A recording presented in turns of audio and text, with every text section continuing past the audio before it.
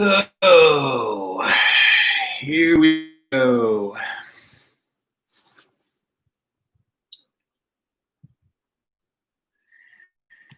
Here we go, gang.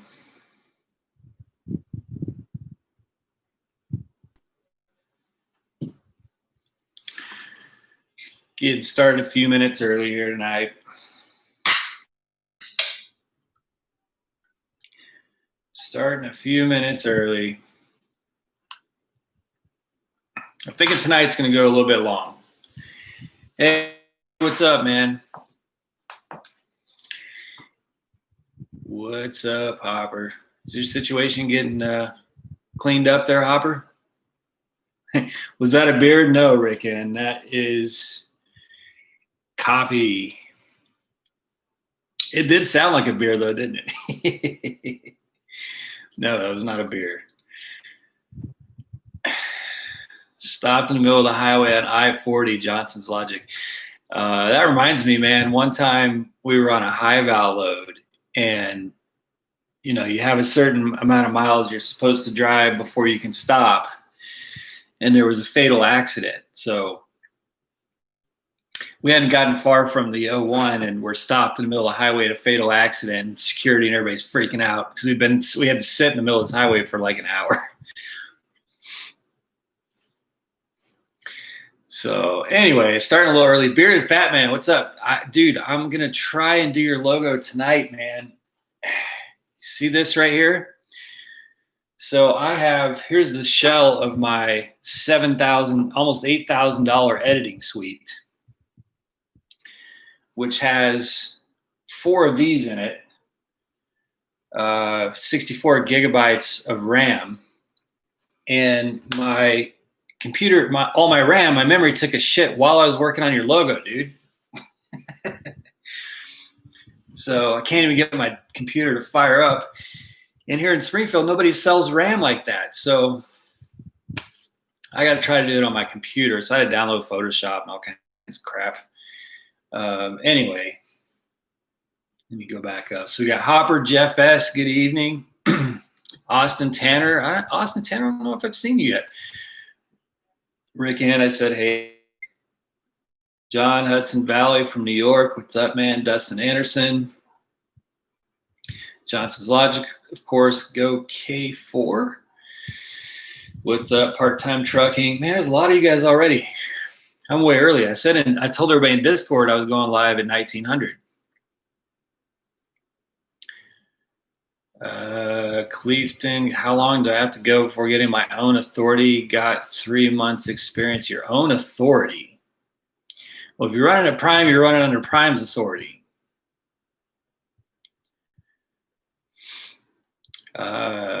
Timothy Turbo, how's it going? Cedar. Nobody knows military time. Well, everybody driving knows. 7 p.m. 7 p.m. Central. 1900, 7 p.m. Central. Oh, I see, Austin. So anyway, yeah, I decided to go ahead and hit it a little bit early. 717 EMS, heck yeah, you're famous. I don't know if I'd say I'm famous. If you go back and watch my rap video on my channel, I'd be famous for the wrong reasons.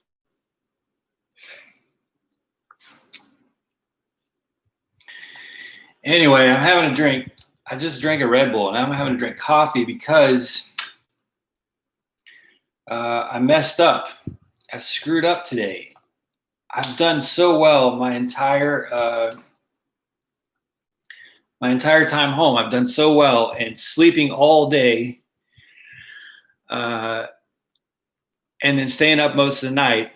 Which thanks to the PS4, I've been able to stay up most of the night, like almost every day this 9 days we've been home.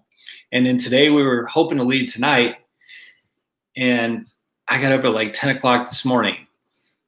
I haven't gone back to sleep today, so I'm actually glad we didn't get a load today because I totally screwed up my plan. So I'm gonna force myself to stay up all night tonight, and then get a load out tomorrow. I famous amongst Prime dispatchers. Yes, Prime dispatchers did pass around. I think probably more in-house people at Prime watch my rap video than other people. I got a call from a Prime fleet manager telling me they saw that they're passing around my rap video amongst fleet managers. I think I told you guys I got my fleet manager to finally admit that he had seen it, which was embarrassing. See there, yeah. Yeah, that's why people are. Did I sleep last night? No, I stayed up all night. I didn't go to bed until like 4:30 this morning, but I got up at 10:00. Trucker John, you made it. Not fashionably late. You're actually unfashionably early. Or I guess in the trucking industry, since you're 15 minutes early, you're actually on time, right?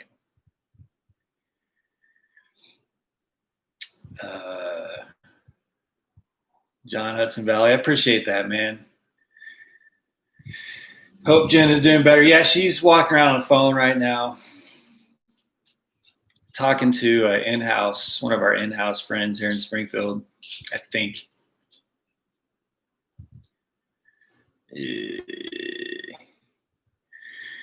Ooh, you guys are keeping the comments flying. Anyway, so before I get into I've got someone asked me on one of my videos today about autonomous trucking. It was Cuba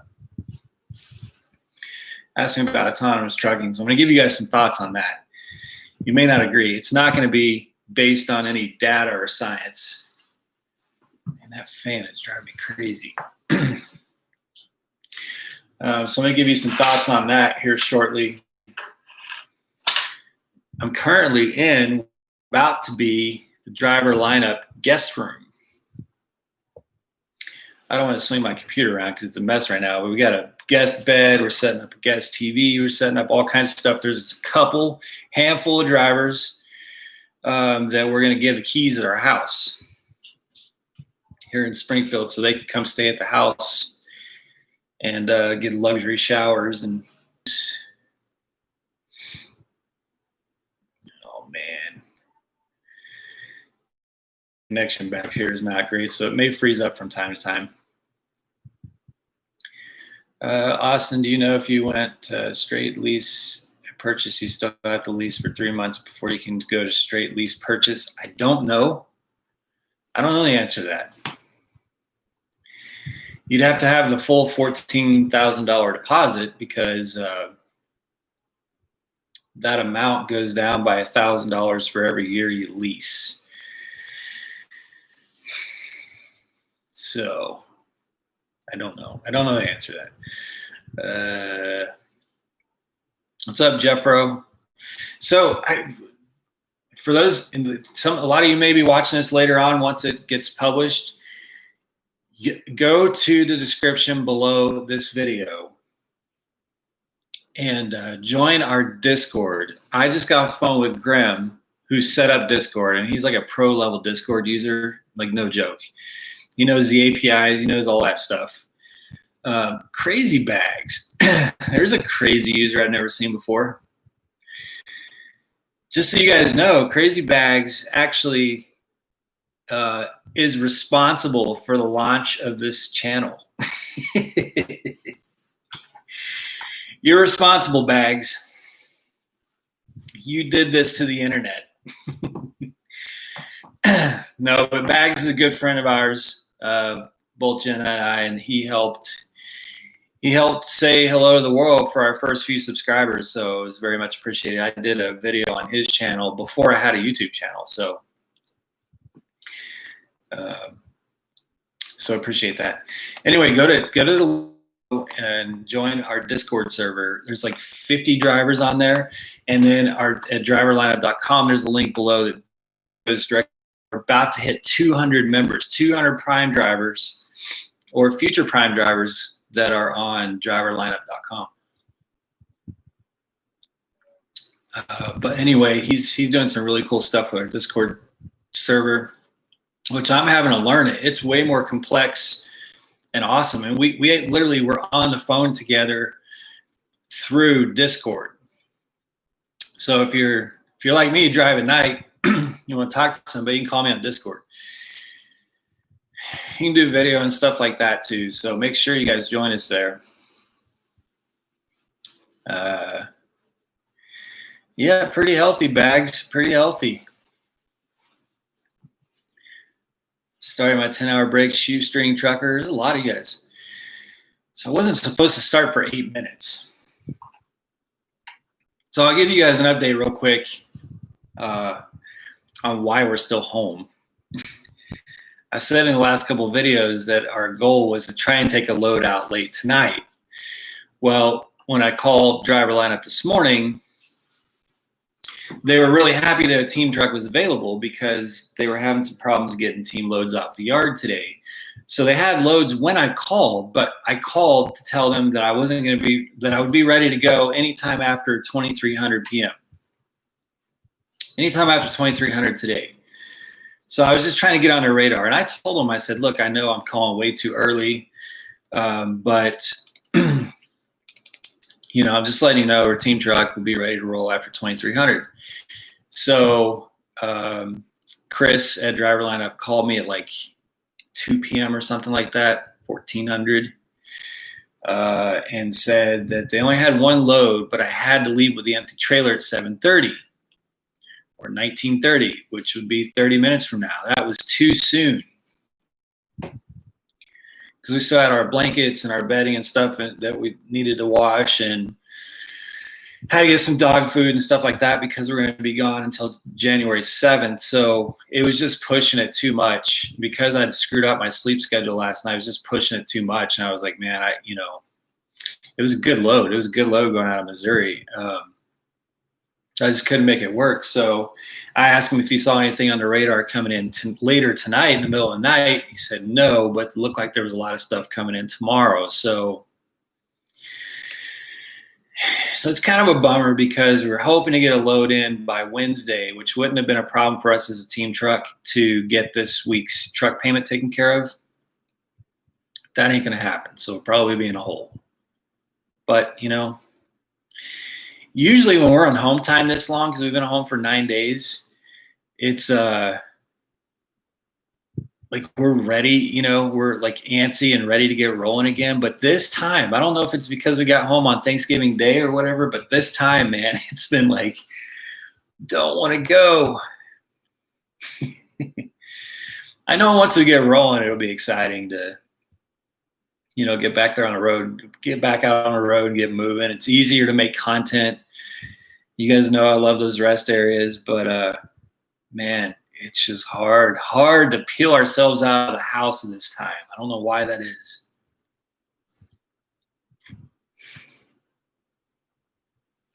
Anyway, so I think we're close enough to 7. I'll get into my rant about autonomous trucking, and then I'll answer any questions you guys have about anything. And I appreciate you joining me. This is helping me.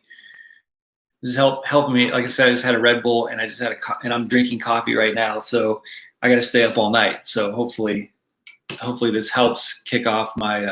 Probably go play Assassin's Creed Valhalla or something. But this is gonna help. I got to stay up all night so I can sleep tomorrow. Yeah, and then maybe after that, Johnson's Logic will go live. Maybe Johnson's Logic will go live from the lane. From the right lane, probably, because it's a prime truck. Anyway, on this autonomous trucking, it was a great comment. I asked you guys today to give me subjects that you wanted to see me address, and you know, that were off the beaten path. And autonomous trucking is definitely off the beaten path. Well, not if you're not moving, Ross. Would they? If you're like literally parked in the interstate because of an accident, you think they'd be upset if you went live? The truck is, you know, your parking brakes are applied and everything. I don't know, maybe. Anyway, so I see this discussion on autonomous trucking all the time, and I already have my thumbnail ready for this video. I'll show you guys, which will kind of sum it all up. Here's going to be my thumbnail for the video you're watching live right now. So that's a summary. Now, that may not be the case in 10 years. Who knows? But at least for the next 10 years, that's my response to autonomous trucking. And it reminds me of like over 2 years ago when I was getting ready to go to Prime. I talked to my recruiter, and someone who's close to me just got into this big rant about how I was making such a terrible decision because autonomous trucking is going to take over the industry within 2 or 3 years. You know, you're going to see all these autonomous trucks out there on the highway. And I laughed at it back then. Do I think autonomous vehicles are coming? Yes, it's inevitable. That is the future. You know, it's inevitable. That's the future. In my lifetime, I'm not convinced of that. Certainly not in the part of my life that I'm driving, you know, that I'm working age and driving. And I'll tell you why. Because the industry is, what it tells you and what you see in the media is way ahead of where it's actually at. The reason you see all these stories in mainstream publications is because those companies like Tesla are pursuing federal funding and grant money, big time federal funding and grant money. So there's a wait on my connection because I'm way up here in the office, so my connection is going to occasionally sputter out. I actually have a third-party thing here. I just got to connect to it. But that's what the reports are. You see these major magazines, these major news outlets saying is autonomous trucking right around the corner. They just completed this, 100 miles in California with an autonomous truck. All that is them trying to pitch themselves and put themselves publicly in a position to get big grant money so that they can continue doing the research needed to get us there way in the future. The idea that there's going to be autonomous tractor trailers heading across 70 in Indianapolis within the next 5 or 10 years is absurdly insane. Like not even remotely close to reality. There's just no way possible. No way possible. And I'll explain one of the easiest ways to understand why that is because look at the Freightliner Cascadia that I had. Now, my Peterbilt is not as much of a babysitter as my Freightliner Cascadia was. It'll still yell at me now and then, but my Cascadia, man, if there was certain light hitting a bridge at certain times of the day, my Freightliner Cascadia started slamming brakes and trying to truck in the middle of the freaking interstate at 65 miles an hour. If it saw sunlight hitting the highway at certain times of day, it thought that it saw 2 or 3 lines and it thought that I was over those lines and it started screaming at me.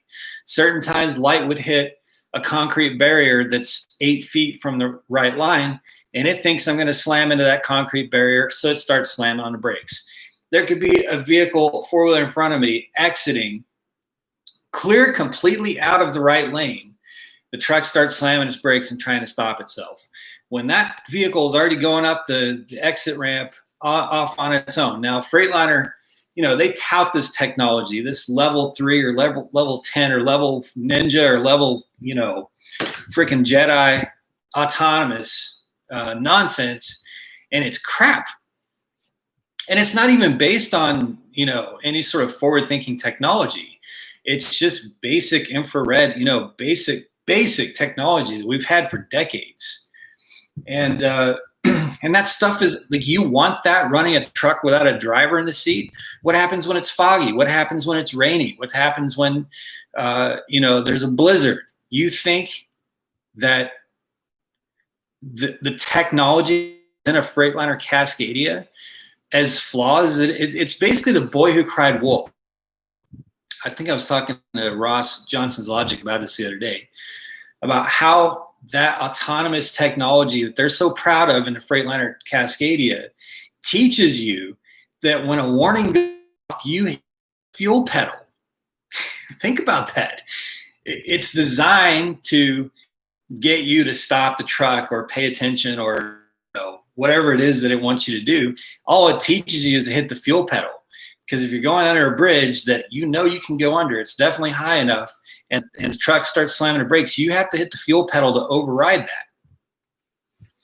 So the best autonomous technology that we have in our trucks today is incredibly flawed and not anywhere remotely close to capable of navigating a vehicle without a driver actually driving that vehicle, like years and years away. So, you know, and that's the same kind of technology they're putting in the autonomous vehicles that they're testing today.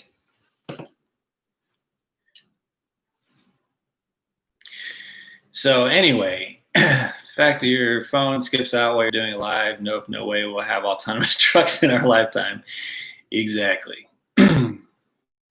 Yeah, laptop up in the office, so my signal is absurd. So anyway, yeah, my connection is pretty bad, guys. Sorry. Hopefully it's not so terrible, not too terrible. But yeah, our jobs as truck drivers, at least for the next decade, if not longer.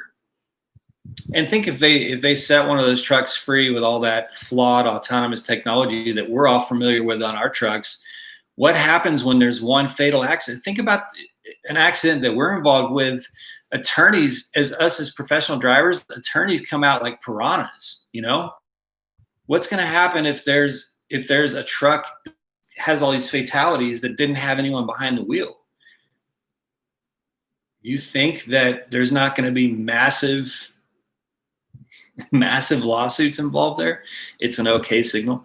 This is the world's okayest Wi-Fi signal right now.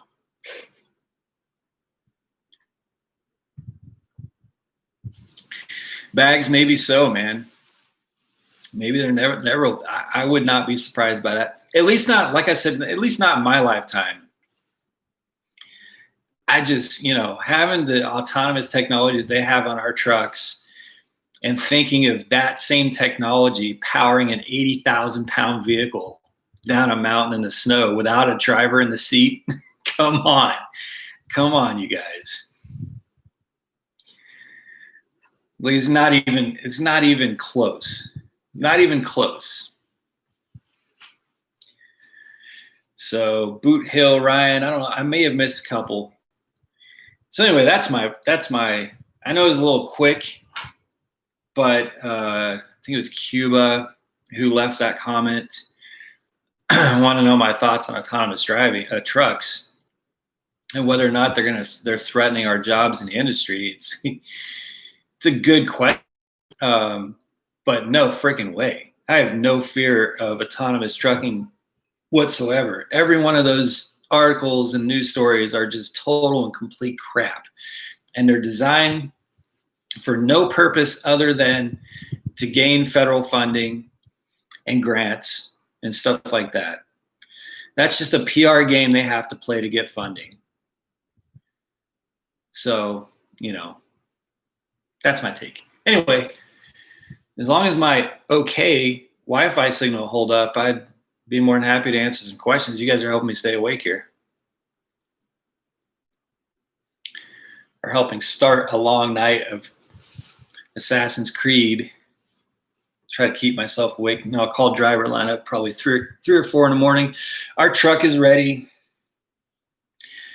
Beds are made. It's restocked.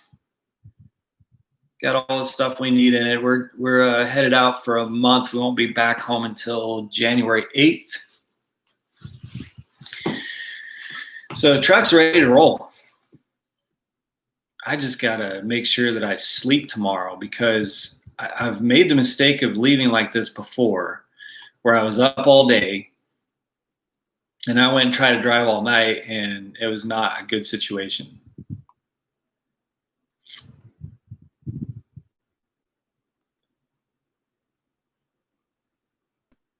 So hang on, guys. Let's see if I can move downstairs. It's because apparently my connection's too bad.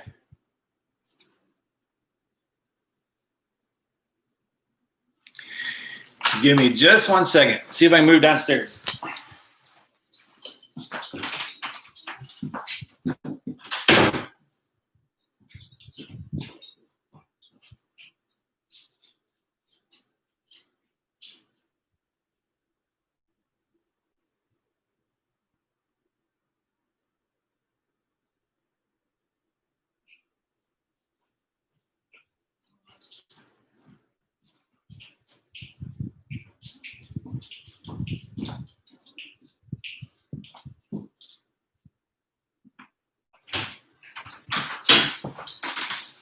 Now I'm gonna take you guys downstairs so we can get a better connection. Left you unattended, huh?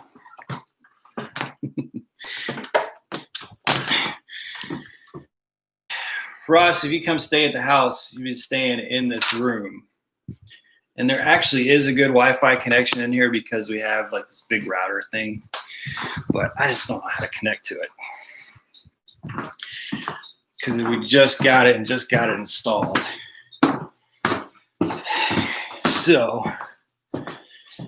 get you guys down here by the Christmas tree. Hopefully it didn't buffer too bad. Hopefully some of that content was still consumable. Get out of my room. Let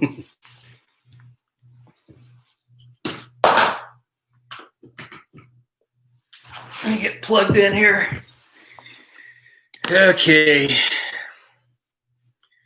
There we go. We should have a better connection. Travis Kinley, what's up, man? I did a video.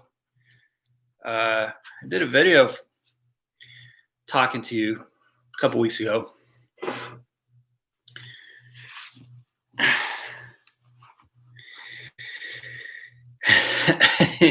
Space Force, huh? Okay, well, the company drivers are definitely going to want those loads to space for the miles. Hey, astronauts need food too, right?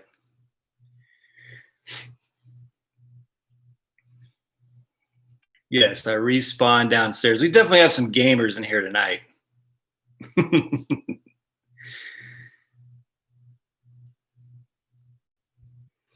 Yes, I respawned to the living room. So, got this canvas.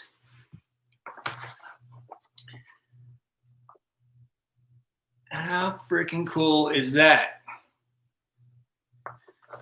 It's freaking awesome.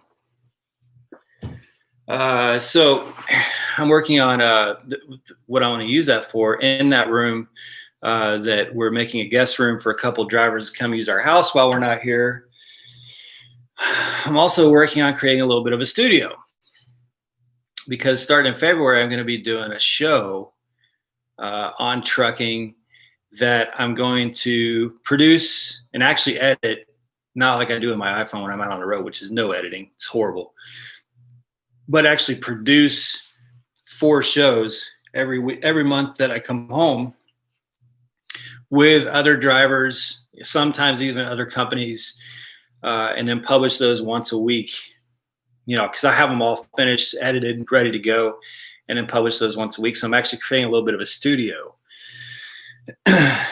So that's the first piece going in there. I did not intend to show you that, but because I had to respawn down here for a better signal, that happened. Speed of prime truck to the moon would take 3.5 years.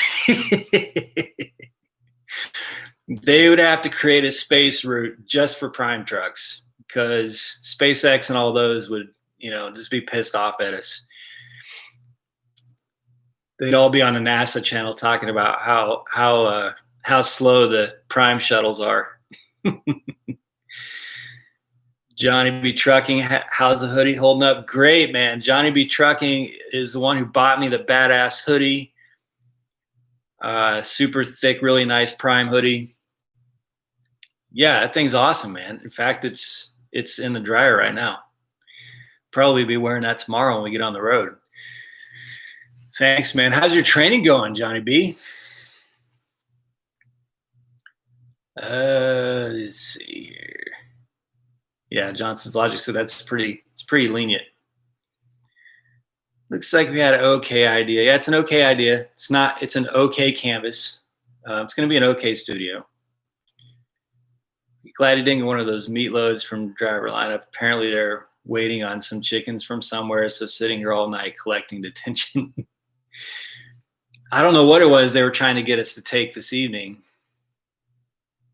I would assume probably meat. Although there is, I don't know if any of you guys have ever been to there's this place, I want to say like 120, 130 miles, maybe not that far, southwest of Springfield, in the middle of nowhere. Hang on, I gotta sneeze.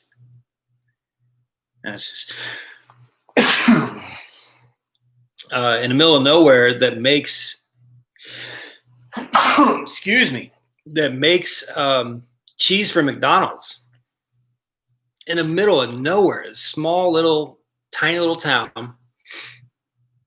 And you get like 40,000 pounds of cheese, sliced cheese, and you take it to one of the McDonald's distribution centers. And it's always fascinating on how these small towns in the middle of nowhere, you know, supply such huge swaths of the American restaurant economy. It's like a town of like 2,500 people or something, and they make cheese for most. I mean, it goes. We've taken cheese two different directions. We took cheese to, I think, Nashville or somewhere in Tennessee, McDonald's DC, and then we've taken it. I want to say South Dakota or somewhere. So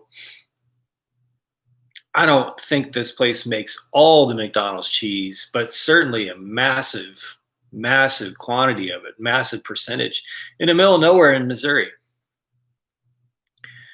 So, but anyway, I don't know what the load was. I know that they said it paid pretty well. It paid like $2 a mile to go get it. We just couldn't be ready in time. So pretty sure it was the 2 meat loads. I got one of them. That's all they had all day. Yeah, that was probably it then. Super, that was probably it. Because that's what they told me. They were like, look, this is what you're going to take, or you're going to wait until tomorrow. So we just could not be ready. So we had to wait until tomorrow. Anyway, sorry about that buffering earlier, guys. Hopefully, at least it made sense my position on the autonomous trucking, which is that it's horse shit. It's not coming anytime soon.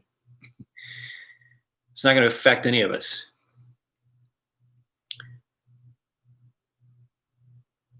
So anyway, so it sounds like there's a lot of fun going on out there. I know Graham, who's on our Discord channel, he sat all weekend because the receiver he was at was closed. He was supposed to deliver like Saturday night or something. They're closed all weekend. So there was huge snow up northeast. I saw some drivers having a blast up there driving through that. Up there in Maine, Massachusetts. So, which always seems to happen when we're home, man. Like bad weather, like these bomb cyclones and all this crap seems to happen when we're home. It's the most bizarre thing. Then we get on the road and it's beautiful. I don't expect that to happen every time. I don't even need to knock on wood. I expect to, it's going to catch up to us. Joe Smith, delivering to Jacksonville, Florida tomorrow. Should I ask to deadhead to Georgia for a better reload? That's always my answer. Always my answer. If you watch Do It All's video from a couple days ago where he's celebrating his subscriber count, I think it was 500 or whatever he crossed. He's celebrating and jumping up and down. And in the middle of that, he says, I'm never doing another flour load. And then Michelle, who helps us run driverlineup.com, she had one that had like 7 or 8 stops on it. And it was her first hand-delivered flour load. She said she's never doing one again. I cannot possibly count the number of drivers who I've heard say, I'm never doing a flour load again. So anyway, long answer, short question. Should you ask to deadhead to Georgia? I always ask to deadhead. Well, not always. It's easier for me because we have load choice. So we can see 6 options in Florida. And we do, I don't know if it's Pepsi or what, one of those companies that has a DC in Orlando. And they have some pretty good paying loads. I think we've gotten like $1.60 or $1.70 out of there, which is great to get out of Florida. Also Tropicana, which is, of course, everybody at Prime knows Tropicana, but occasionally they have these loads of this organic juice. some sort of hipster juice that ends up paying like $1.50, $1.60 a mile. So you can get good stuff out of there. I think it's just easier if you have load choice because you can see 6 options. If you're just having to rely on sales, well, of course, sales is going to try to get you to take the shittiest load first. So you'd have to just wait for them to send you 6 or 7 loads to finally get to something. So before I had load choice, I was always like, look, man, can I just go ahead and drive north? If it's just going to be a flour load, I'm just going to drive north. I've deadheaded straight from Fort Lauderdale to Atlanta, which is a long freaking way. If you're not a truck driver, you're thinking, oh, that's just Florida. Dude, it is a long way from Miami, Fort Lauderdale to Georgia. A long way. Florida is a big effing state.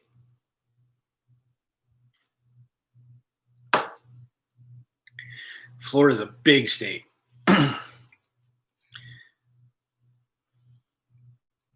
Load choice the other day in Florida is useless, had 0 options because all loads. Well, so it's only useless if they're all assigned. Load choice has been pretty helpful for me a couple times in Florida. Although the last time I was in Florida, I did use load choice to pick a Shaw flooring load. So there was a Shaw flooring load up in Savannah that I picked off load choice from Tampa. So I had like 5 Tropicana loads and then 1 Shaw load that with the deadhead ended up being like $1.20 a mile. But hey, man, I was happy to, if I didn't have the deadhead, it would have been much better. But to me, I was very happy to drag an empty trailer up to Savannah and then take a Shaw flooring load. I don't remember where that went. I want to say like Indianapolis or something like that.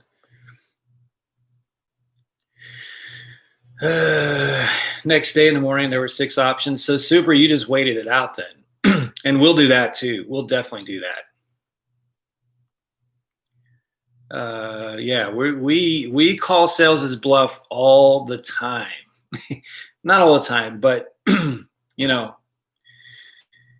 try to say, hey, man, take this load now because otherwise you're going to be sitting. We'll be like, well, we're going to get some good sleep and a shower then. Joe Smith, load choice sounds awesome. Do you think they'll give it to all lease drivers eventually? I think eventually. I think that's the goal. I think they should, because I have to be careful. I have to be careful how I say this. Because I don't want to get myself in trouble with my own load choice. But okay, let me put it this way. Load choice makes it a lot easier and more profitable to run my truck now versus when I didn't have load choice. So, is it fair? I think all lease trucks should have it. I think they should. I think having load choice gives me an advantage that I didn't have when I didn't have load choice. I'll just say it that way. There's so much more I could say on that, but I don't want to. I don't want someone to come say, "Hey, don't say those things. We're taking load choice away from you." You know what I mean? Wasn't meaning load choice was useless, but at 8 p.m. the board was empty. Had to go through dispatch. Yeah, super. I get that. I get that. Jeffro, I drove from Austin to Orlando a couple years ago. Got to Panhandle, Florida pretty quickly. Driving through the Panhandle, got tons of rain. Got to I-75. Thought this trip would never end. Yeah, that's a problem, man. We took a FedEx load from, I want to say Vegas to Miami, or maybe LA to Miami. Yeah, I think it was LA to Miami. So we took the southern route, went through Houston. And then, you get to the Panhandle and it feels like, okay, we've made it. We've made it. We did it. We're good. We'll just finish this out. Dude, you cross into Panhandle and you still got freaking 900 years to get to Miami. Oh my God, Florida's a big state. That said, I've seen a lot of drivers talk about how they hate driving in Florida. I like driving in Florida. I think the roads are good.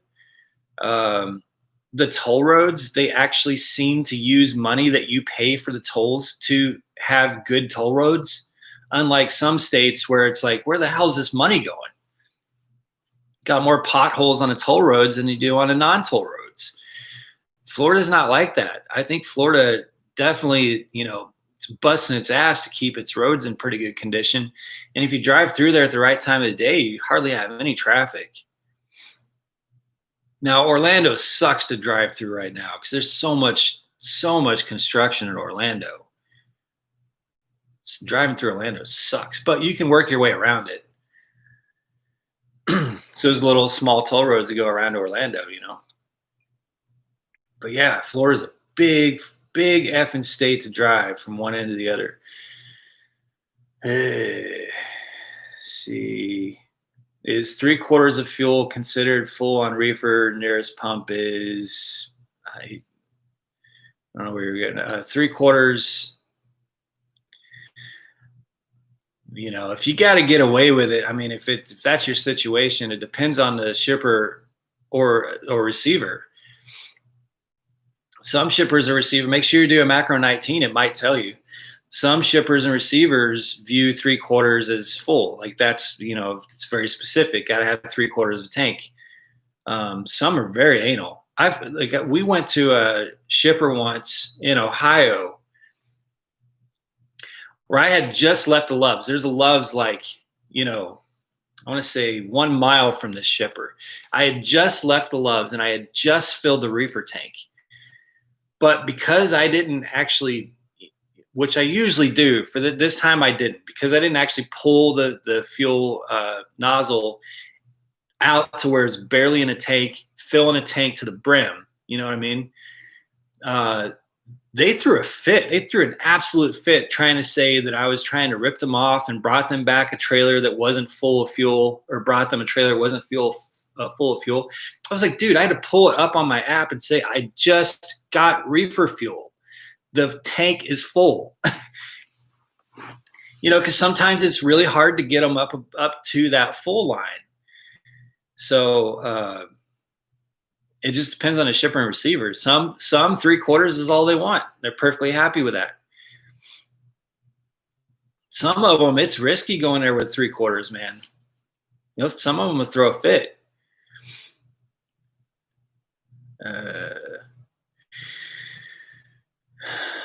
I bet money within 2 years. Prime requires all lease ops to pick their own loads. Well, here's the complexity with it. We have certain customers that are, I'm going to say this wrong. We have certain customers that I think are probably prioritized. And that's because of the long-standing relationship. And that's like Tyson, for example. Like there's this sort of unsaid, if you're new to Prime, you'll learn this. There's this unsaid gospel at Prime. Don't piss off Tyson. Don't piss off a Tyson shipper receiver. Don't piss off their employees. Don't piss off their management. Like there's going to be a lot of things that happen at Tyson that make you want to, rip your ears out.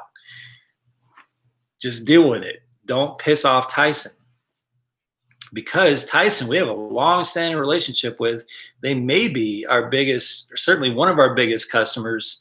And when times get a little slow for Prime,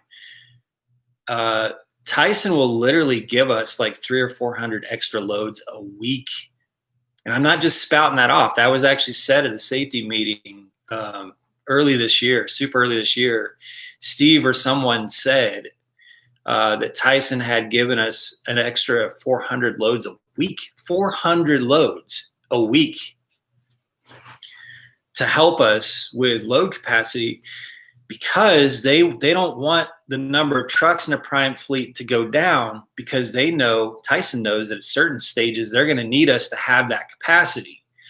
So, we have customers like that we have to take care of. So I think what they're trying to do is make sure that as they expand load choice, they're making sure that those customers are served. Testing algorithms and things like that. Making sure that, hey, if they throw load choice at all lease trucks, are all of a sudden, a certain kind of customer or a certain type of load just going to be completely rejected at all times because you can see other loads. So, I think that's what it is. That would be my guess, is they want to make sure that they've got systems in place. And I've started seeing load choice change a little bit, where if they have a couple of those kinds of loads that they need to get service, then you'll get just 2 loads in load choice. And it'll be like the same shipper, maybe a different time by an hour, different trip numbers, same type of load going to the same place. So clearly they still have some control and ability to pump and inject loads into your load choice that they're trying to get moved. Because what I've done is, when that happened to Jen and I once, I think it was in North Carolina, we just closed the app out, or closed load choice out, message dispatch and say, change our PTA to 4 hours from now, because we don't want to run that load. And then 2 hours later, we got back into load choice, and there's 6 completely different loads. Now, it's possible that those two loads were probably taken in that time. But that meant that there were 6 other loads that were sitting there, waiting to be assigned a truck, that they didn't let us see before they let us see those other 2 loads. So I think they're trying to figure that out. Well, I'm way, way behind on comments. Rick and AB5 case in federal court is a bigger deal than most truly understand. Yeah, it is. It is terrifying. It's truly terrifying. I'm adamantly opposed to AB5. I think I talked about this in a live a week or two ago, right when we got home. I am not an employee. I don't want to be an employee. I don't want Prime to be on the hook for anything. I don't, as far as like W-2, I don't want to be an employee. That's why I'm Lease. I want to be in my own business. I'm contracted to drive a truck and move freight from point A to point B. I understand what's required of me and what's asked of me. I understand what I'm going to be paid to do that. And I understand that it's my business that's being contracted to move that freight, and my business is being compensated by Prime when and after I move that freight. And then I get a 1099 at the end of the year. I'm not Prime's employee. I don't want to be. I don't need government to come in and say, well, you misunderstand it. Everybody's misunderstanding. You're actually an employee. You're just misclassified. No, I'm not. A very clear understanding of the situation. Don't mess with that.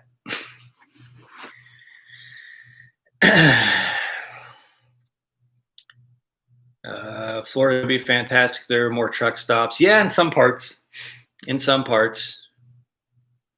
I think over on the east side, north and south, there's a lot more truck stops. A lot more. Keep a transfer pump on the truck to siphon fuel for picky customers. That's really smart, actually. It's really smart. Man, I could have used that a couple times. I definitely could have used that a couple times. There's been a couple times where I've walked out and looked at the reefer fuel tank and I've been like, son of a bitch. Or it's just a notch too shy of what I needed it to be. So I gotta go deal with that shit. What is your average mile per gallon when you bobtail into Peterbilt? Not as good as Freightliner, not anywhere close. I remember when I used to pull an empty trailer in a Freightliner, I'd get like stupid mileage, like 16 or 17 miles per gallon. not just on the downhill either. Like if I wasn't running on against wind or wasn't running up hills, if I was just flat, like going through Kansas or something in the Freightliner, I'd get like, over 15 miles per gallon pulling an empty trailer. In a Peterbilt, I can't get that bobtail. I think I'll get like 12 or 13 bobtail if I had to guess. What I've done with a Peterbilt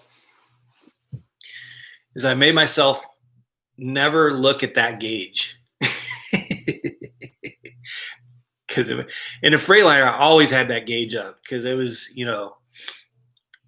my miles per gallon in a Freightliner was always orgasmic.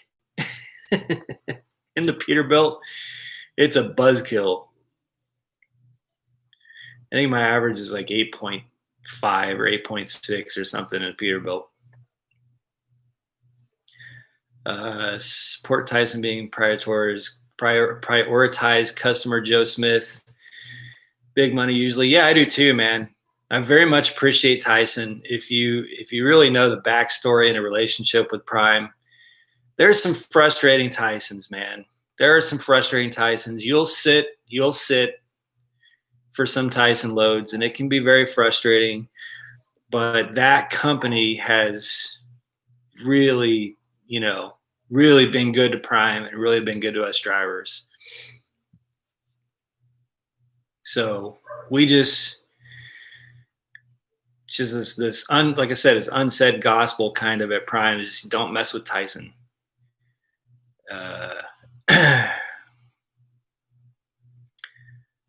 Rick and Jeff asks, hey, everyone, give the video a thumbs up. Yes, please. If you haven't done so, give the video a thumbs up. If you're watching this and you haven't subscribed, why the hell not? Please subscribe, guys. I'm about to cross 700 subscribers in 4 months. It's freaking amazing. So I'm really pushing to get up above 1,000 by the end of the year. I don't know if that's going to be possible, but if I can get up above 1,000, same as Johnson's Logic, we both would go. I'd go live more from the road if I could do it on my phone. I can't set this damn thing on the dash of my truck. This actually rarely ever comes out on the truck. One that's what company drivers are for two if a truck loses the exemption from 1994 for leasing, stating it's only for employees, then Prime will have to do something to meet the independence test. Yeah, and I think Prime probably can do something to meet the independence test. I think they probably can.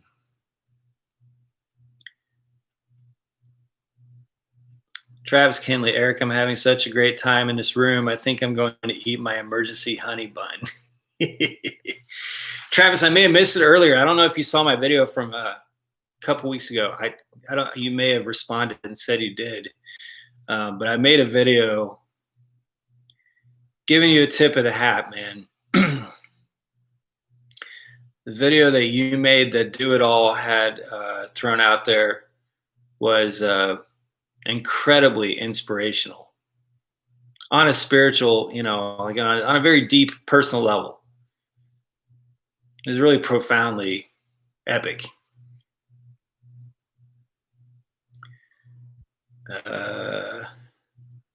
Toys for, I always crack up when I see that name.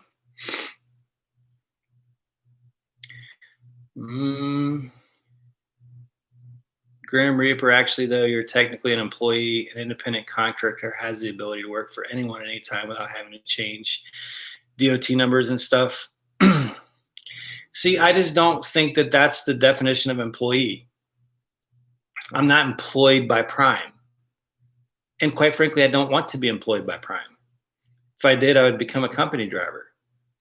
I'm employed by myself. I am my employer. I just move freight for Prime.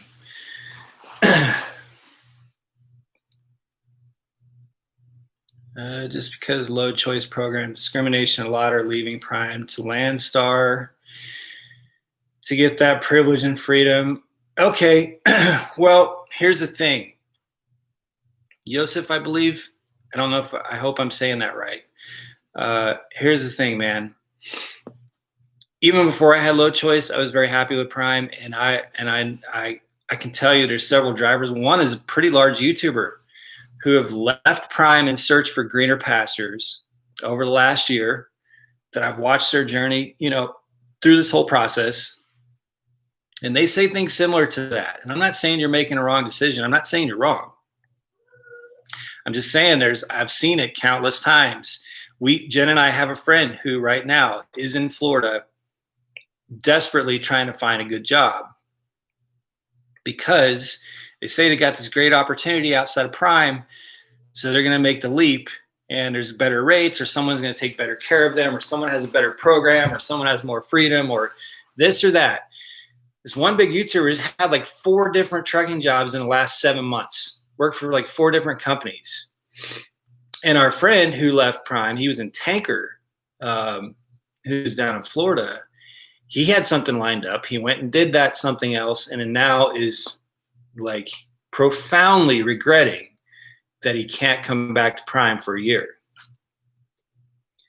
So I think if you watch my video yesterday where I talked about that economic safety net and the opportunities with Prime, I would not want to leave Prime right now, man. I'm just saying, like, you don't know what the economy is going to do next year, or the year after.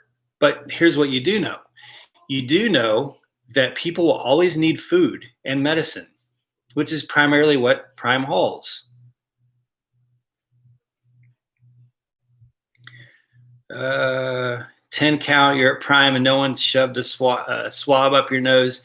Yeah, we were someone told us that last night too. Said, hey, they kind of thrown in the towel and they're not doing the testing anymore. But we still just weren't ready, We still just weren't ready to go get a load that early. We wanted to go get a load at like midnight tonight, which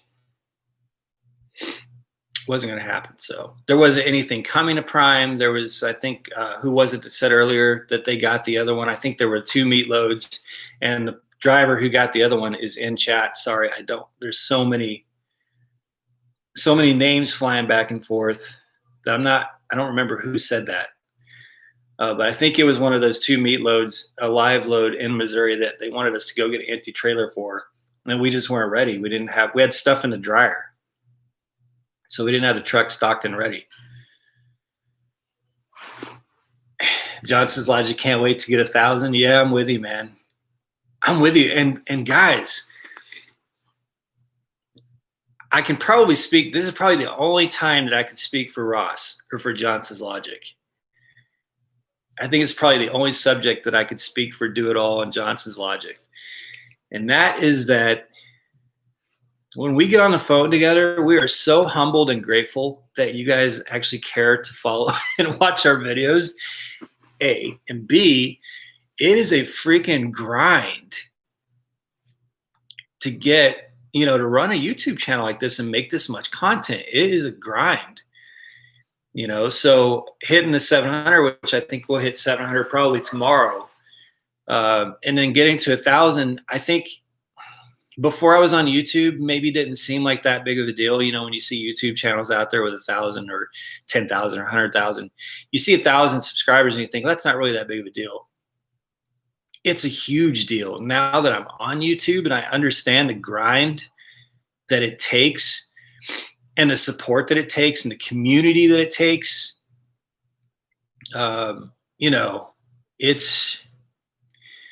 it's going to feel really good to get to 1,000 because it's not been easy.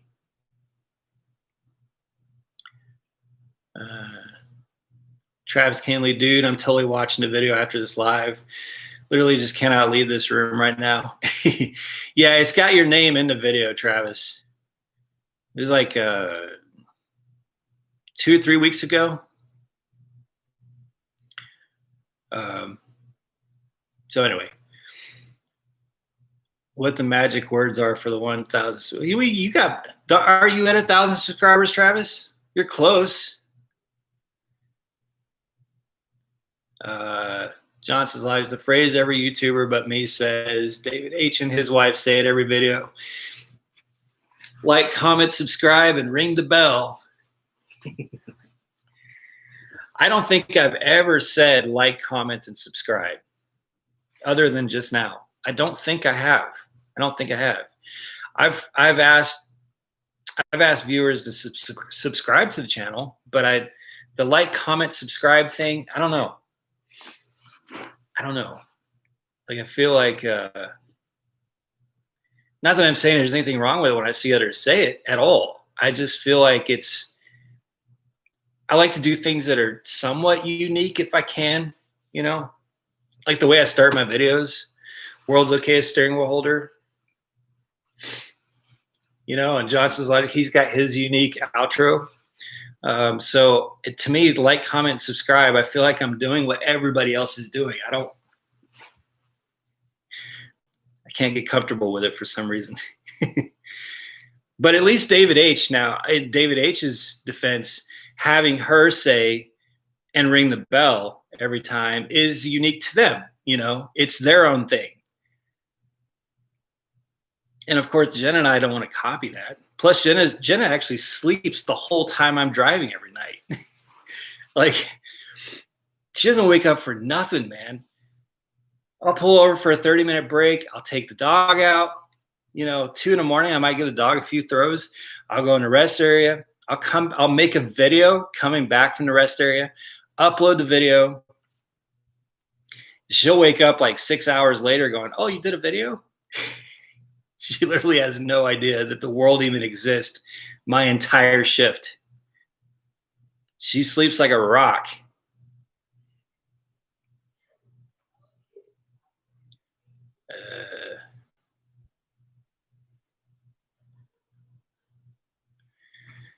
And let's see. Million Mile Man, what's up? Got all you guys in there tonight. Thanks, man. Eric's got me hungry to do another vid now. Travis says, well, Travis, you better have several hours because I know you're not busting those videos out in 10 minutes like I do. I actually was in video production before coming to Prime, and I know you're putting some passion and heart into making your videos, dude. It shows. Very well done. Bravo. I would probably say you have the best produced videos of any Prime driver that I'm aware of. Super. When we were at our wits' end with our dispatch situation and wanted to quit, but we couldn't find anything that was better without us completely owning a truck, and that isn't what we want at the moment. 10 count. I bought a Christmas tree Prime decoration for upgrading. Nice. Nice. I should have our tree plugged in. I don't want to plug it in right now, but we just bought this little tree just to kind of get ourselves into the Christmas mode since we're going to be in a freaking closet on wheels for the next 4 weeks.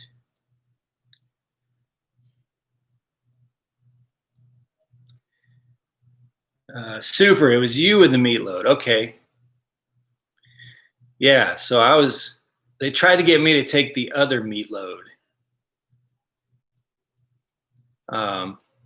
But yeah, we just weren't ready. Johnson's logic, yes, you can speak for me, and it's hard. Yeah, so see, I knew I was safe on that one. I will not try to speak for you on any other topic, bro. But that one, I felt like that was very safe because it takes some freaking work, man. If you're not on YouTube and when you're watching other channels, if you could hit the like button, it does mean a lot, man, because I mean, I'm not trying to get pity or anything here. I'm just telling you guys, I usually use most of my 30-minute break to make videos for you guys. So I don't want any pity or anything because I enjoy that. I'm just saying, like, it takes some work, you know? Million Mile Man, it's true. It's hard. Yeah, dude. It takes some freaking time. Jeffro, thank you for texting me today. I know you have a ton of people to talk to, but I do appreciate it. And I will call Barbara. Call Barbara. I actually talked to her today, Jeffro. Barbara Brown is the recruiter that I use at Prime. I talked to her on the phone today. She is an excellent recruiter. If you need a good recruiter who's just going to straight shoot and tell you exactly what's up and be very polite with you and help you through the process, let me know. You can drop a comment. I'll give you Barbara's contact. Barbara Brown is her name. She's awesome. She wasn't my recruiter. My recruiter he's no longer a Prime. He left Prime. But when I asked Chris Martin, my fleet manager, when Jenna was thinking about coming to Prime, for a good recruiter for her, he said, use Barbara Brown. She's great. I know her. I can vouch for her. And so she was Jenna's recruiter, and she was excellent. And we've known 6 or 7 other drivers that have used Barbara as their recruiter, and they all have just excellent reviews of her. So yeah, give her a call, Jeffro, when you can. Like I said, I talked to her on the phone today, and so she kind of knows you're going to call.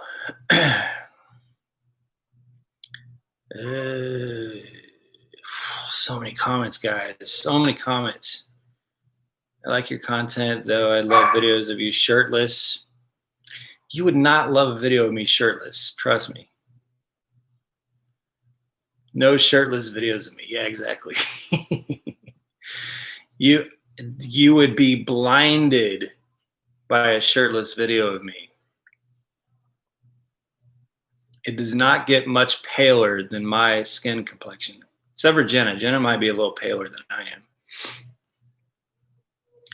Johnson's Logic, my student, is up now, so now we're both just staring at taillights, 1 hour and counting in the same spot. See, you could have done a live. I messed it up for you, man. Johnny B, how many more miles should you upgrade? Okay, that's a question for someone else. John St. Clair's asking Johnson's Logic if he's in traffic. Yes, he's in traffic. Travis, it really is a grind. Appreciate it, man. I enjoy the grind, though. Something to take mind off work. Actually brought my guitar with me coming out this time, too. Coming out on the video? Whoa. Trucker John, I'll be at 40K at the end of my current trip. Nice, man. Bravo, dude.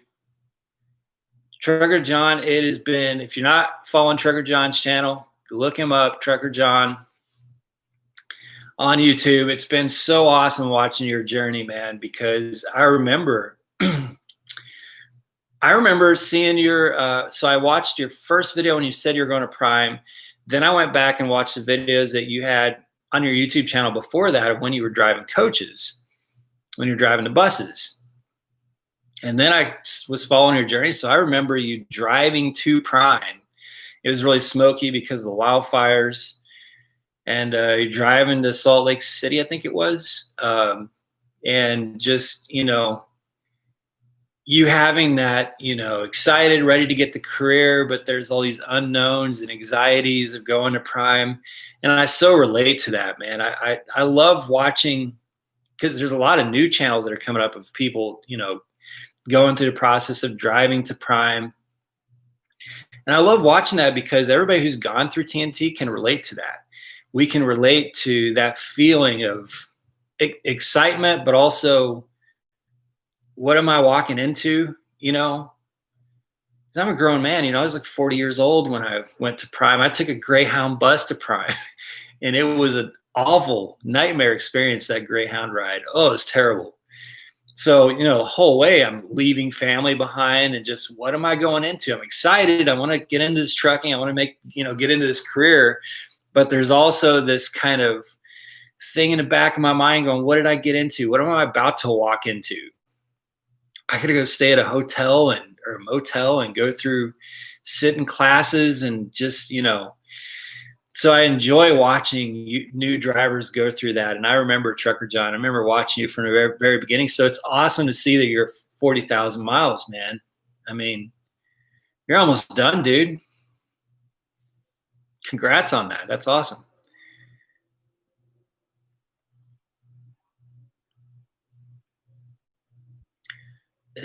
Where was I? Sorry, guys. These comments are going crazy.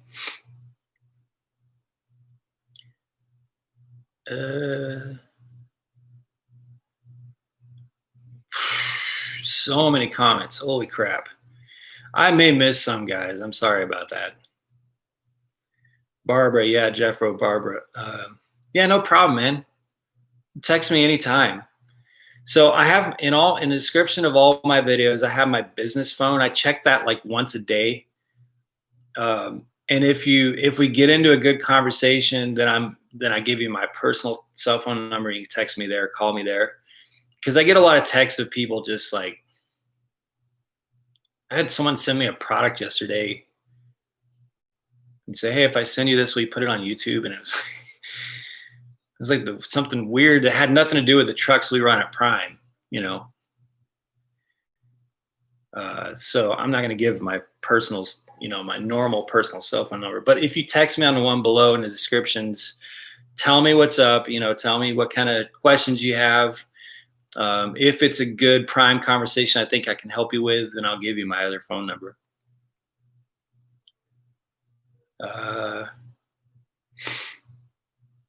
Trucking and Plucking's up to Huey Freeman, Omega, AK Elizabeth.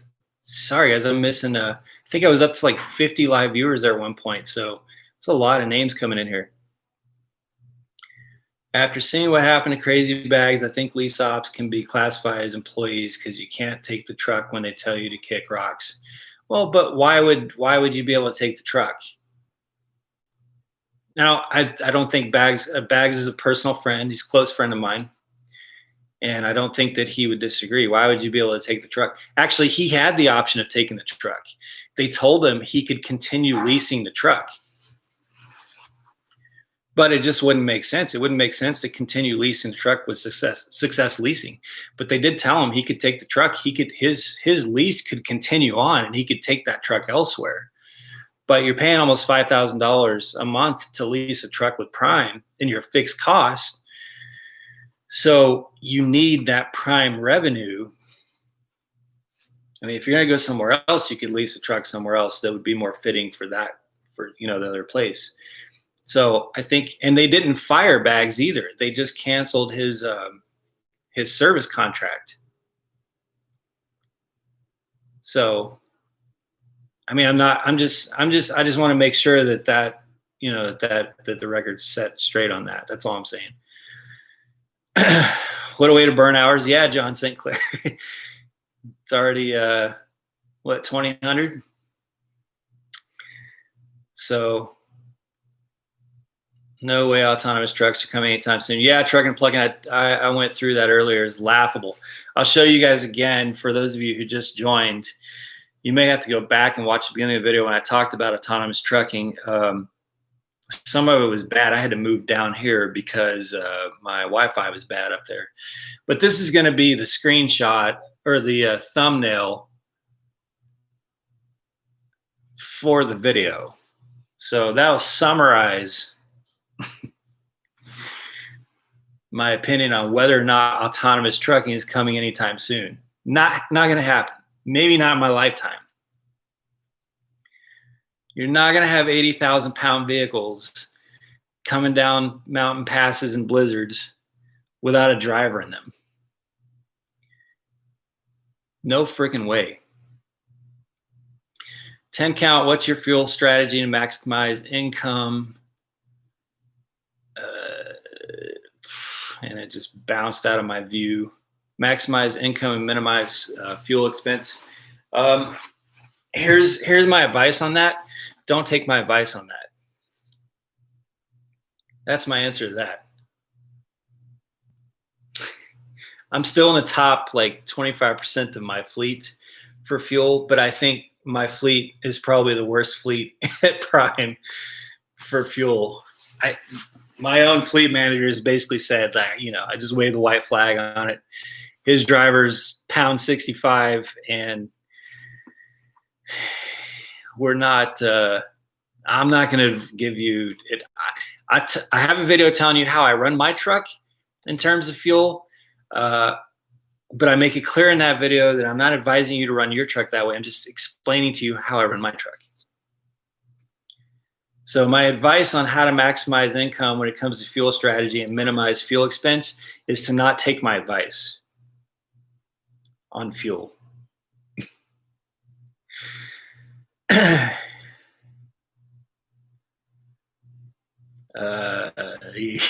Johnson's Logic. I also want to know. Yeah.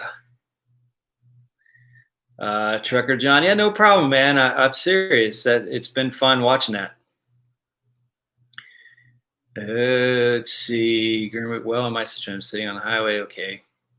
Y'all are talking back and forth with each other a lot, which is good. Need to post more often? Is that what you're saying, 10 count? You're working your way through all my videos and I need to post more often. I post a video every day, sometimes 2 or 3 times a day. And they're all over 10 minutes. Jeffro, this chat just got lit. By the way, this is a perfect time. If you guys missed it earlier at the very beginning of the video, join our Discord. You can call each other. You can audio call each other. I talked to Graham on the phone through Discord earlier. You can do video chat. It's all threaded. It's very active today. I can tell you that. When you, I'll put it in the description below on this video. You can find out my other videos. It's always in the description. Discord is basically the chat app on steroids. It's like a messaging app. It's freaking awesome. When you get in there, go straight to the general thread, and you'll see all the chats. Basically, it's mostly Prime drivers, but anybody can join it. Really like the group. The Prime YouTubers have learned a bunch as I research where I'd like to start my trucking career. RWFE. I've said it before, man. Prime has the best YouTubers, hands down, no question. We have the best YouTubers out there, and we are very close. We are very close. We're letting YouTubers use our house when we're not here. Not all YouTubers, a couple YouTubers. But we have actual relationships. We're actually good friends. And there's tons of new Prime drivers. If you don't follow Million Mile Man, go subscribe to his channel. He almost every week introduces new Prime YouTube channels. I've found like 10 new Prime YouTube channels in the last 2 weeks of students who are at Prime or have been at Prime in the last 2 weeks. There's a lot of new drivers coming to Prime that have started documenting their journey before they even got to Prime. A lot. And that's just in the last 2 weeks. I mean, like literally 10 new channels in the last 2 weeks. It's awesome. When I first got into Prime, there were like maybe 10 channels total when I first came to Prime that were active. Jeffro, I was just, where did I go? I was just watching Crazy Bag's old videos for old time's sake. Yeah, man, I aced my pre-trip from memorizing Crazy Bags' pre-trip videos. I aced my pre-trip when I got my CDL. The way I did it is I had my sheet in front of me and I would go down my sheet and I would learn the exact verbiage. And I'd go watch him talk about that part. And then I'd go learn the verbiage again, make sure I had it memorized. And I'd watch him talk about that part so that I knew exactly what that was while I was memorizing the verbiage. His pre-trip videos were extremely helpful to me and are still relevant today. Trucking and plucking, getting loaded in LA. Thought you guys went to Oakland. Trucking and plucking. I thought you guys went to Oakland. Or did you drop off in Oakland and then deadhead to LA, or did you guys take a short load to LA? Either way, that drive from Oakland to LA sucks. Jenna is the okayest fuel expense manager for your LLC, Eric. Yeah, Jeff S. She drives 58 at all times. Drives me absolutely freaking nuts. Sometimes I'll catch her doing like 56 if I'm sitting in the passenger seat, and that's one of the few times we argue. And I'll look over and be like, "Hey, Go ahead and use that fuel pedal a little bit if you want. Drives me crazy, but yeah, she evens out the fuel economy a little bit. Because if it's legal for me to do 65, again, this is not advice. This is just the way I run my truck. If it's legal for me to do 65, I'm effing doing 65. I'm not saying you should drive your truck that way. I drive my truck that way. I'm doing 65.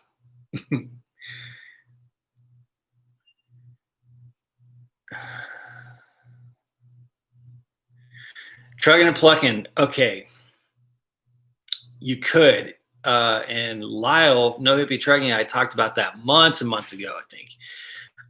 When you compare 65 miles per hour versus running slow, I actually did that math. I put it on paper and I did that math.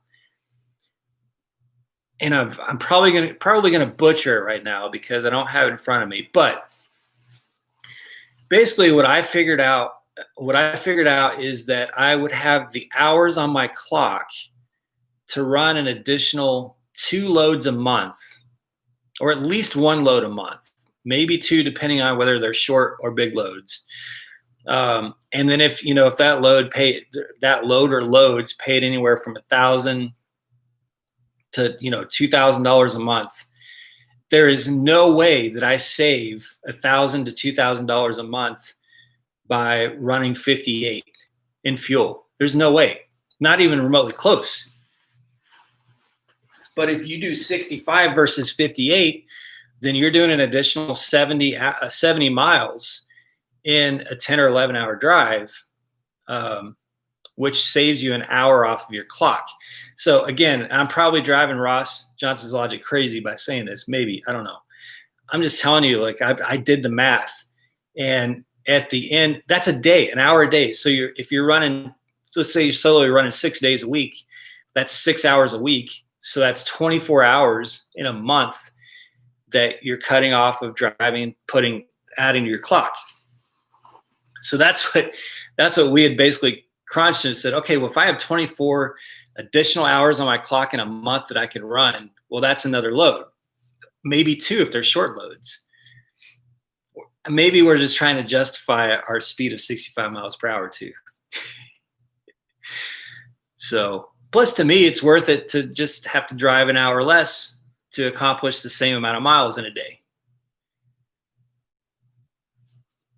Again, I'm not the greatest person to take advice on fuel. I'm just telling you ways that I justify my fuel irresponsibility. John Sinclair, oh, crap.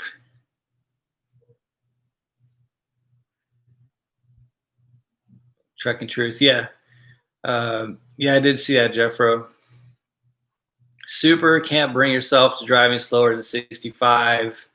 Doesn't make a difference to me financially. We do pretty well as is. Yeah, I'm in the same boat. Well, and this is fact. This is fact. I don't care if someone gets mad at me for saying this. My truck, my Peterbilt, does not like to do 60 at all. Not, in fact, it doesn't like 59, 60, or 61. Because of the way the gear ratio is, it just gets caught where it does not like to be in that 59, 60, 61. It hates it. It's constantly shifting gears and columns rattling. It's too low RPM right there. So you either have to do 62 to 65 or 58 or less. So if I'm doing 62 in my Pete, then I'm doing 65, and I'm not doing 58. Congrats, Millie. Wow, man. Oh, you went to LA after. Okay. Trucking and Plucking did take a load to Oakland and then went to LA. You deadheaded. Okay. Alabama, Bradenton, Florida. So so Trucking and Plucking, you're taking a load from California to Alabama and then to Bradenton, Florida. So you're probably going to get Tropicana. So man, you're getting all kinds of good experience in your first week. You might get thrown on an orange juice load right away.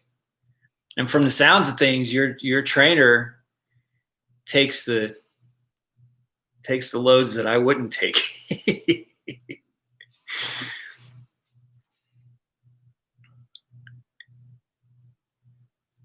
Johnson's Logic, you can do 65, but the Volvo drives 62 now. Grim Reaper. Yeah, we'll just leave it at that, Grim. Your truck may or may not do 65 as a company driver. We're not going to confirm that on a public video. I'm almost to the end, maybe. Every mile gain on MPG saves 25 to 3,000 gallons of fuel a year. Yeah, Rick N, but that's a year. And we pay like $1.50 a gallon right now.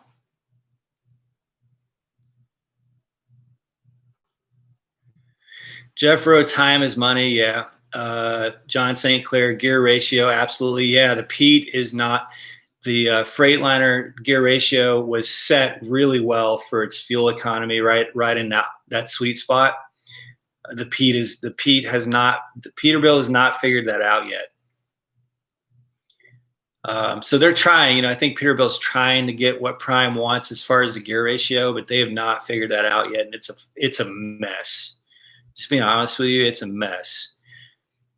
My truck shifts to 12th gear long before it should, and it pisses me off. I'm like constantly toggling it back down to 11th gear and dropping F-bombs at my truck because of it. Travis, yeah, absolutely. That's at 60 miles per hour with my truck. Travis Kinley, you're saying have I been in that range? Yeah, that's 59 to 61 in my truck.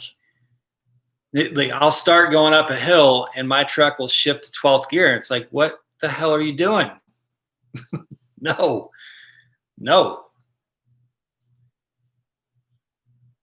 Grim Reaper, true on manual, definitely true. But also, I don't know. This is going to be the steering wheel holder in me showing you guys. I have no interest in driving a manual truck. I drove a manual four-wheeler most of my adult life. I love manuals. I do not want to drive a manual truck. I don't want it. Just like, people talking about how they miss paper logs. And I'm like, are you out of your freaking mind?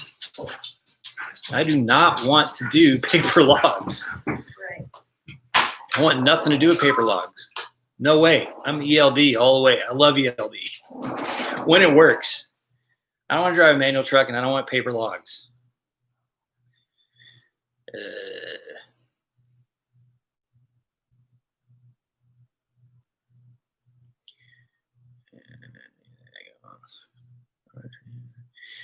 Let's see, where the hell are we?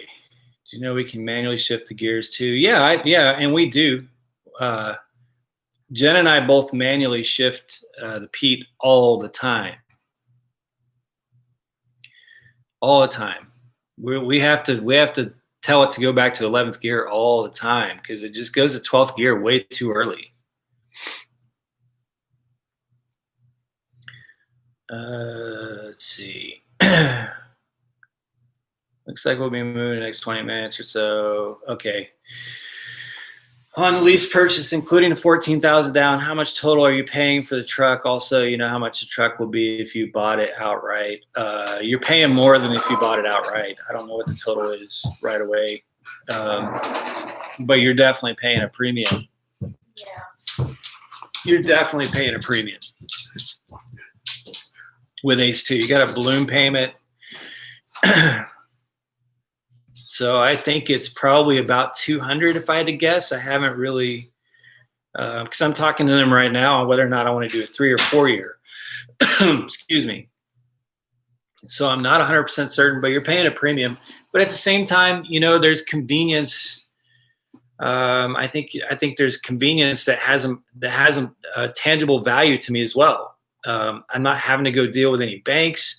If I did have to go deal with a bank, which I did talk to a credit union, the down payment, the deposit would be so substantially higher that it would, I'm not, it's out of my reach to go to a bank and get a truck financed that way where I would just pay, what they want at the lot. The deposit is out of the reach for me, I can't do like 60 grand down or 50 grand. I think it was like 48,000 or something. They want it down. I can't do that. So when I've been leasing for almost 2 years, so my down payment is going to be like 12 grand.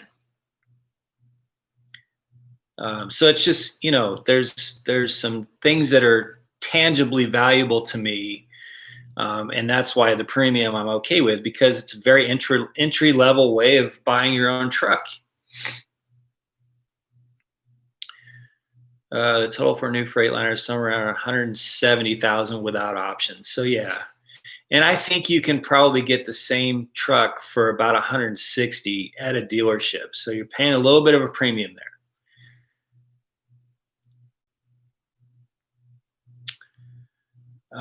Yeah, Super says it's a lease purchase. So it's, you're writing off the lease payments until you actually own the truck. So that's a huge advantage. That's a huge advantage. If you bought it outright, you're only going to be able to claim depreciation. Go to Pedigree and buy a used truck. Yeah, Rick, and that's not a bad suggestion either. But we want a new truck. We want a new Peterbilt, because our plan is to drive for about four more years. So this is going to be our Peterbilt that we drive, and then we're buying 2 more Freightliners within that time, so that by the time our Peterbilt is paid off, we'll have 3 trucks that we can run in our little fleet. And then I'm pivoting to do some other things in life. And we're fluid with that plan too. That's not like a written in stone. It's not like, hey, I have this date and this is a date that this has to happen. You have to be fluid. You have to be flexible, and you have to be mindful of things that could happen in the economy. And, but that's kind of the plan we're riding along, and we'll manipulate as necessary as time progresses. Peterbilt is more than a Freightliner. Yeah. Million Mile Man says the Peterbilt is more than a Freightliner. That doesn't surprise me at all. New Freightliner for 145K to 155K, maybe. I don't know if you can, the way that they're tuned and spec'd for prime. Maybe. 150, 100. The one that I talked to the bank about was, I think, about 160. To get a Freightliner that was spec'd and tuned exactly the way that Prime wants them, I think it was 160-ish. But I just, I don't have terrible credit, but I don't have like super great credit either. So it was just cost prohibitive for me to put down the amount the bank wanted. How long are the warranties on those trucks? I believe they're, I want to say like 400,000 miles. I think. Truck and Pluck and Eric, have you broken the numbers down? How much profit per year per truck? Putting a team in each prime company solo driver. No, I haven't. But I've talked to 3 different individuals who own 2 or more trucks. One who owns 20 trucks, and was basically told flat out that at the worst, you'll have your truck payment made, and at the best, you're looking at $2,000 to $2,500 a month in profit, in net. But that's with things going really, really well for that month. So in our perspective of this is, if we just ran it at the worst, so that our truck's being bought for us every month, we'd be very, very happy. 500,000. Okay, so yeah, 500,000 would be the warranty. Super and Johnson's Logic are saying they think it's 500,000 on the warranty.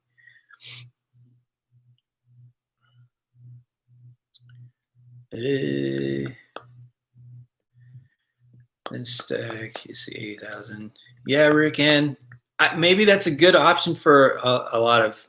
I'm not saying it's a bad option to go to Pedigree. I think Pedigree is a great option. You get a truck for 80,000, pay the truck off in 12 months. I think that's a great option for a lot. I just, We want a brand new Peterbilt. We want the upgrades that we want to that Peterbilt, and that's going to be our truck and our home.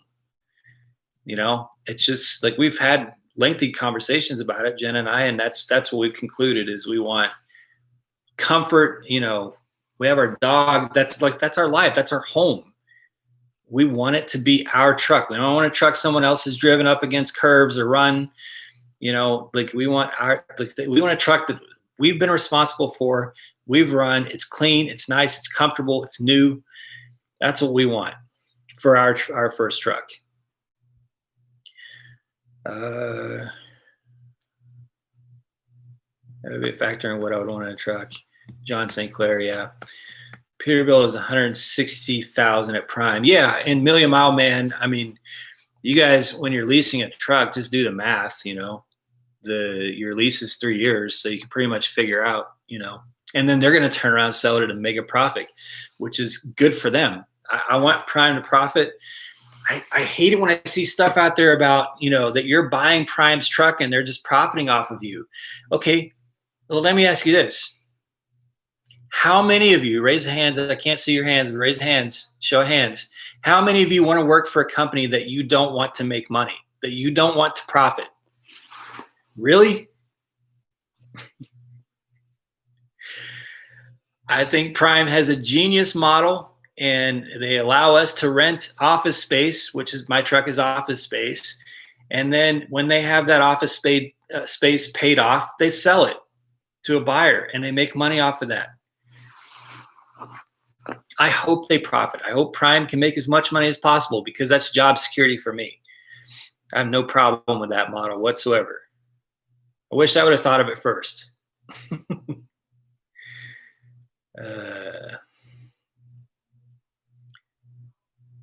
Johnson's Logic next truck will be brand new. Yeah, Johnson's Logic is. I think he's a Volvo man. I don't think you're gonna be able to shake that. Maybe I get in trouble for saying this because it was something he texted me. Yeah, I'll say it because there's no decision or anything like that. But he texted me the other night, maybe even last night. Johnson's Logic says, "Hey man, I got the bug to do a Ace 2 lease purchase. How do I shake this?" And I sent him a picture of a brand new Peterbilt. And he was like, "Oh, yep, bug's gone." So he really does not like Peterbilt and loves Volvo. Sorry, Johnson's Logic, if I'm giving up too much of our private conversations. But I was laughing my ass off about that. I cured his bug right away by sending him a picture of a Peterbilt. It's freaking funny. Mimo on the Move. What's up, man? By the way, Mimo on the Move loves this dude's channel, man. I love his vibe. I love the way he communicates what he's talking about. Brand new Prime driver. He's got a YouTube channel. I did a shout out for him the other day. Go follow his channel. Awesome to see his journey getting kicked off. But he says, "Do you have any information or someone with vids about the lightweight trucks? I'm considering going that route when I finish TNT." I have no idea, man. No idea what to tell you about a lightweight truck other than there is no way that I could run a lightweight truck. I'm a big dude, man. I'm 6'2". With boots on, I'm like 6'3", 6'4". And I've been in a lightweight truck, and I could not do it. But it is economical, and I've known guys that have made it work for them very, very well financially. I just can't speak to it myself because I don't have any information on it. I can't speak to company driving because I've never been a company driver.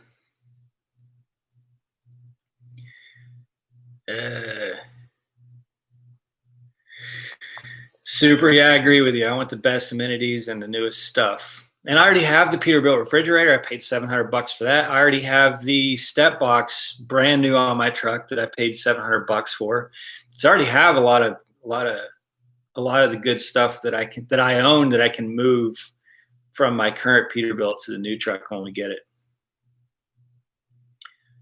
Let's see. Rick Ann, I thought you were independent business, not working for them. Yeah, but I still want them to profit. I, of course, want them to profit. They're who I'm paid to carry freight for. You know?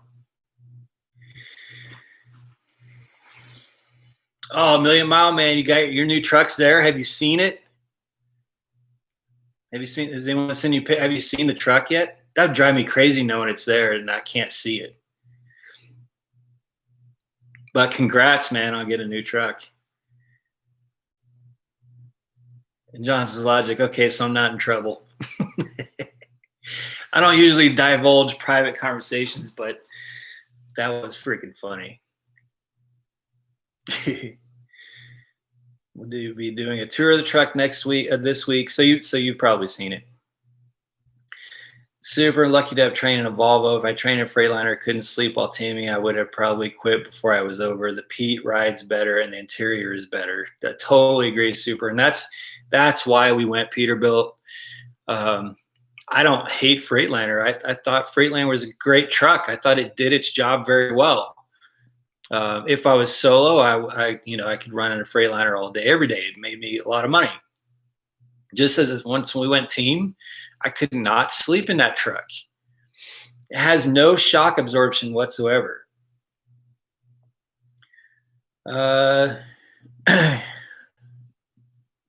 Rick and lease purchase is a horrible business decision. I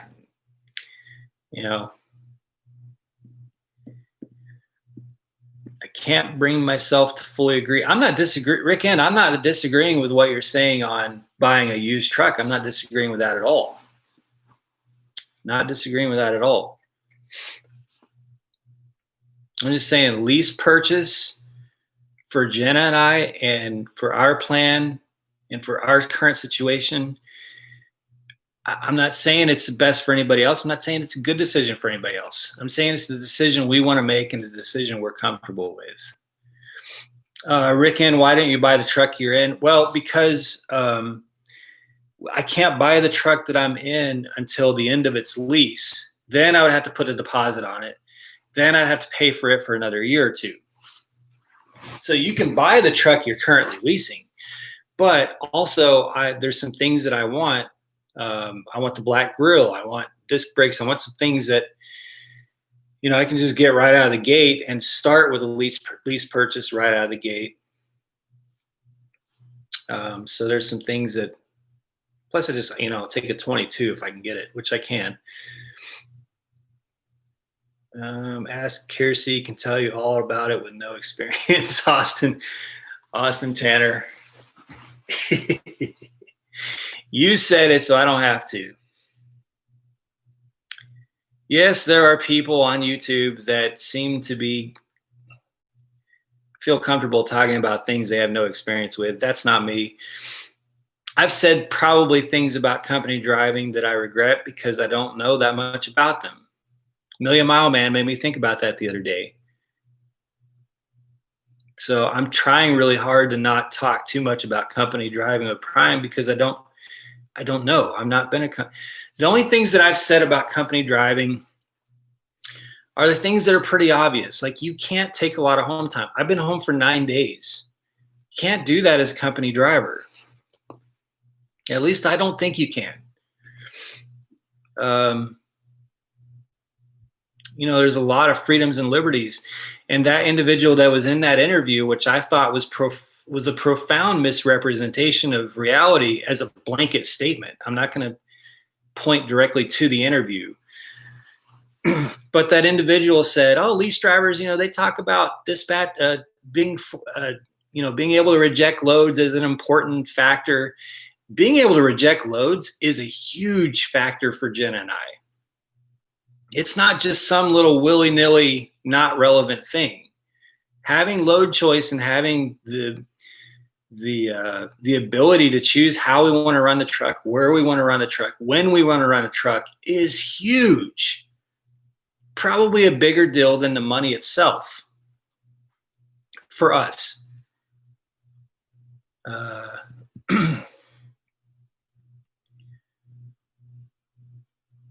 Million Mile Man. Oh, you got the black grill. Oh, dude, I can't wait to see that tour. Can't wait to see the tour. I'm jelly. I'm envious.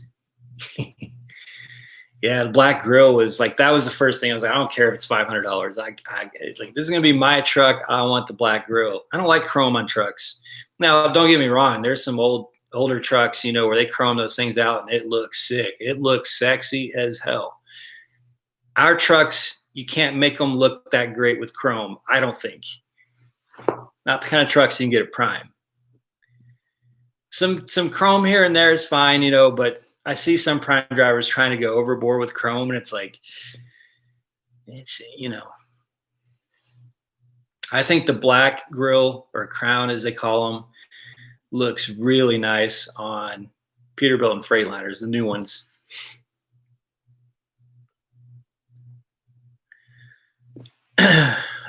Six-month company, a 6-month lease. My brother can go home for 2 weeks and go in the hole and come out and still get a paycheck and get out of the hole in 1 week. Yeah, Mohammed, yeah. And it's easy for Jen and I because we're a team truck. So we'll be in the hole a little bit this week, our truck payment. And because we're a team truck, we'll climb right out. I mean, it really won't. I got to check this week that we've been home. So we'll climb right out of the hole. And I just don't think that you can do that as a company driver. But again, I don't have experience on that. I just don't think you can. Disc brakes all over. I'm glad you said that, Super. Disc brakes all around, because I was on the fence on that. I'm glad you said that. I'm on the fence on that. I tell you, the one I'm on the fence on more is the HID headlights, because I can see just fine with the stock headlights. And when Lyle from No Hippie Trucking and Transportation, he told me everybody bitches at him on a CB because they think he has his brights on, and they cost $80 to replace. So I'm trying to, you know, I've got like a week or two to make this decision. So I'm really coming down to it now, man, on what I want to get now versus what I wish they would do is let us upgrade the fifth wheel. Because Prime cheaps out and buys, I can't remember the model of the fifth wheel. There's a fifth wheel. It's like $700 more. That, you know, you can control it. You can pop it from the cab. All kinds of good stuff on the upgraded fifth wheel. Rick in, I'm shocked Prime doesn't put disc brakes on all their trucks. Agreed. There's a couple things I think they cheap out on. The fifth wheel is definitely, with the Peterbilt, is definitely one of them. Okay, guys. Well, this has been a super long live for me. I'm in almost 2 hours. So you guys helped me stay up a little bit tonight. I appreciate it. Keegan Daniel used to be company driver. My fleet manager would not let me stay home extra day to get my fiance medical card. So you couldn't even take an extra day as a company driver. See, you got a company driver right there. I don't have to tell you. There's a company driver telling you right there. So, but you know, there's company drivers that we have friends that are company drivers that love it and have made, you know, been very successful at it. Like I said in my video yesterday, you know, there's a lot of paths you can take under the Prime model. Be that company, lease purchase, want to start your own fleet. There's opportunity all over the place. And everybody has their own individual different path, you know, to come from different backgrounds and have different objectives and different goals. And there's opportunity for all of it at Prime. I love that. So it's a great company, man. Great company. All right, guys, I'm going to go ahead and close it down. Thank you so much for sticking with me for almost 2 hours, a lot of you guys. If you want to carry the conversation on, go back to my last video, because this one's going to take a while to process because it's so long. It'll probably take all night to process this. Go to my last video and click open the description. You'll see the link to Discord. Like I said, it's pretty awesome. Jump over to the general chat thread. and continue the conversation on there. There's audio messaging. You can call each other on there, video messaging, all that good stuff on that Discord channel. So join us there, and we'll continue the conversation. Thank you so much again for joining me. As always, be safe, make good decisions, and drive to thrive. You guys have a good night. Talk to you soon.